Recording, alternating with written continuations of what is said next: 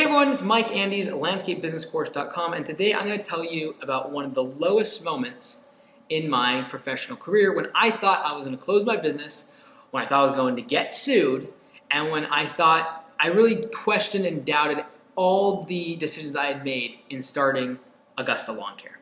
So Augusta Lawn Care, for many of you, you now know we have 40 plus locations around the United States and Canada. We're franchised, we're growing really quickly, all the rest of it. That's what most of you know, because in the past year, 90% of my subscribers have come in the past 12 months when we've already been franchised. But let me tell you about a moment in time when I did not think Augusta Lawn Care was going to make it, and I questioned everything in starting.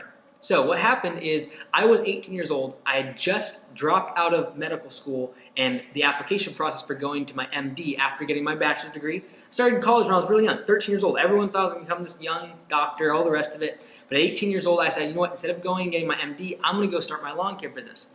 I'd already been mowing lawns as a kid since I was 11, but I was going to actually make it real. I was going to do it by myself and start Augusta Lawn Care. So in doing that, I was inspired by the fact that I love golf. I loved Augusta National. I loved the Masters golf tournament. I was saying, you know what? I'm going to call it Augusta Lawn Care. My theme is going to be like having birdie, par, eagle, kind of like packages, all around golf theme. I was going to have the white overalls that the caddies wear at Augusta National and at the Masters tournament. That was going to be our uniform. And I was like, that's what it's going to be. And so I actually used the font from the Masters tournament. And I actually used the same flag that they have at the Masters logo. And I'm gonna go ahead and throw a picture here of the truck, so you can see it's kind of a bit of a ripoff. It wasn't good. I didn't know anything about trademarks, copyrights, what I could and could not do in patent infringement and all. I didn't know anything like that. I was just getting started. I just wanted to grow my business. And literally, the first year of business now, we're starting to grow. That first year I had $29,000 in revenue. So not really growing big. I was part-time. I was working part-time in my lawn care business, part-time as a personal trainer at Anytime Fitness, and then I was going to school at night to get my master's in business administration. And literally, in that first year, I get an email. I'm out mowing with my sister. I still remember the exact place where we were. We were just pulling up to a lawn. The lawn was about a $27 cut. I still remember the exact spot where it's at. It's right next to the Birch Bay water slides. And we were pulled up, and I opened up my email, and there's a new email, and it came from like an attorney's office in Chicago. I opened it up, and sure enough, it's a cease and desist letter. If you don't know what a cease and desist letter is basically saying you either need to stop something or you need to stop your business. Like either stop doing this, change, or we're going to sue you. And they basically gave me 2 weeks to change either my name or to make sure that any likeness to Augusta National and the golf course was removed. And that was very, very scary. They did not parse words. They made it very clear that they were going to take all sorts of legal action. They were going to sue. They showed all, like, it was a big packet. They showed their trademark. And the fact of the matter is they can't trademark the word Augusta, because the word Augusta is a place. There's Augusta, Georgia. There's other Augustas in the United States. You can't trademark the name, the city name. But what you can trademark is likeness. And they had attributed the word Augusta with golf, and more specifically with the little yellow flag, and more specifically with that font that I used in my lawn care business. So somehow they thought I was a threat to their branding. So they basically said, hey, look, you need to completely make it very clear you have nothing to do with Augusta National, nothing to do with our golf course, nothing to do with the Masters golf tournament. And so that was, for me, it was like, look, I had just spent $3,000 getting uniforms, putting decals on my trailer, decals on my truck, everything, business cards, flyers, advertised using this brand and this logo, and now here I am doing a trademark infringement against one of the most powerful organizations when it comes to sports. They basically have unlimited funds because their memberships, they just basically take their members, divide up their costs every year, and everyone pays. Because you're talking about millionaires and billionaires that are members there that never play golf, but they're just a member of Augusta National. So they have like unlimited resources to come after and pay lawyers. And it was very clear that that's what was happening, because the amount of time and effort those lawyers put into that packet to send to me was crazy. And I wanted to email back and be like, look, bro, I'm just doing like 15 lawns here with my sister, and this is not a big operation. But they did not bite at that, and sure enough, they're like, no, you have to change your brand, you have to change your website, you cannot have a picture of the golf course, because that you can't have pictures of Augusta National on your website. It's a no-no. So I learned a lot about trademarks. Trademarks are basically something that protects a logo, protects the likeness of a brand. And so in that time, in that moment, I remember thinking, you know what? This is crazy. I'm out mowing lawns 10, 12 hours a day in the heat. I had really bad allergies, so I would be like sneezing, coughing, I'd get a rash along my chest, I would have snot come out, your eyes would get all itchy, and then when you scratch them, they get all red and puffy, and usually by 2 or 3 o'clock I couldn't see very well because of that, and so I'd actually have to stop working, go put ice on them and all the rest of it. Like, it was horrible. And here I had just kind of shelved my whole dream of going to medical school. That was the thing I was going to do for so long. Everyone knew me as the young kid who went to college early, was going to become a really young doctor and become a surgeon, and was really good at research in the lab and all the rest of it. That's what I was known for. And here I am now, and I'm mowing lawns. And all the emails from professors, I remember a professor calling me to his office the last week before I left college and I had made this decision. It was right around graduation time when I actually walked.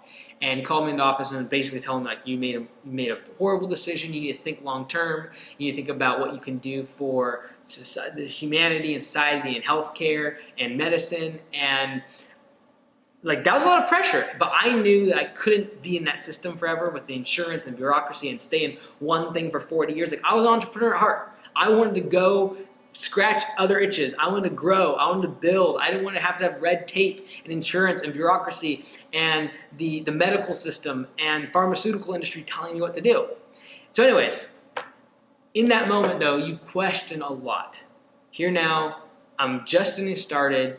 I am just working with my sister a little bit. She helped me part-time, and we're mowing lawns, and here we're gonna have to shut the business down or change the brand. So yes, we end up changing the brand. Augusta Lawn Care now has nothing to do with Augusta National. We make it very clear it has to do with Max, our mascot. We changed the whole likeness, had a whole brand re-infrastructure, re-changed everything, had to redo the truck, all the rest of it. Drained my dollars down to almost nothing in this change. And over the next 6 to 12 months, it was an absolute struggle financially just to get off of that.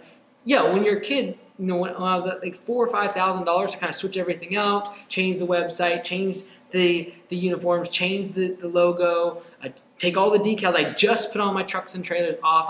That was a big expense. It took me a while to get out from underneath that. But maybe you're there. Maybe you just got maybe not a cease and desist letter, but maybe you've gotten something like a family emergency or a medical issue, or something that's come with the family, the business, an employee left. And there comes a moment in time where it is absolutely that moment when you have to decide whether you're going to get back up or you're just going to give in. You're going to, you know what, maybe this business thing isn't for me. Maybe this entrepreneurship thing isn't me. Maybe I should just go back and get my job. And, without that moment of really a gut punch and that reality check that, no, I'm going to keep going here. That was a turning point for me because I knew from then on, there was no turning back. There was no going back to medical school. It had been a question mark in my mind for a while, maybe I just do this for a year and then I go back. I'd still be young. I'd still have that whole thing in people's mind. But I was you know what, I'm going for this. We're all in. And that moment when you can kind of cut ties with your road back, your bridge back to the safety is an incredible moment as an entrepreneur. You really can go for it. I encourage you, if you're in that moment, you're going through that tough time, the bank balance is low, you can't make payroll, you're discouraged, you're completely overworked and you're tired, go for it. You've got one shot at this. And maybe you can always get another job. You can always go back to school. You can always go back to the job that's safe. But go for it. Just go 110% for it. And I still remember having that moment in time where I had to make the decision, hey, after this cease and desist, I could just close it down and go back to school, or am I going to really go for this? And I encourage you, have that discussion. Sit in that moment and really make a conscious decision. Am I going to go back? That's not a bad thing. I would have become a good doctor probably and help people. Not a bad thing. You going back and having a good career, having a safer job, not a bad thing. But ask yourself, are you going to regret that in 10 or 15 years when you look back and you said, man, what if? And I encourage you, what ifs are something you don't want in 10 years? You can always go get the other job. You can always take the safer route. But what if you would have stuck it out? Maybe you're not even an entrepreneur. Maybe you're not a business owner. But what if you would have stuck with that company and worked through that hard moment in time when you didn't really like your manager or there's really, really tough hours, but you worked through it and now they started to grow. The company started to thrive and now you're a leader in that organization. What if? You don't want to live with that. You don't want to leave your place of employment because, it got hard, or leave school because it got hard. The what ifs of life down the road will eat you alive. And I knew in that moment that if I quit, I just said, you know what, we're going to cancel it. Thank you for that cease and desist. We're just going to, close the business out, and I'm going to go back to school. I know that today, me now, looking back 8 years ago, I would have a lot of what ifs. What would have happened if I would have kept running Augusta Lawn Care? What if I would have actually gone and just changed the brand and hired employees and really gone for it? What if? You don't want to live with what ifs. So if you're in that moment, that discouraging moment, that time when it just seems like you hit the ground floor, I encourage you, ask yourself, will I live with a what if moment if I look back at this junction in time and would ask myself, what would be different now if I would have made a different decision back then? Maybe you don't have a cease and desist letter, but maybe something crazy is going on. Maybe you've hit rock bottom, but I encourage you to keep going forward. I'm Mike Yannies, landscapebusinesscourse.com. We'll see you in the next video.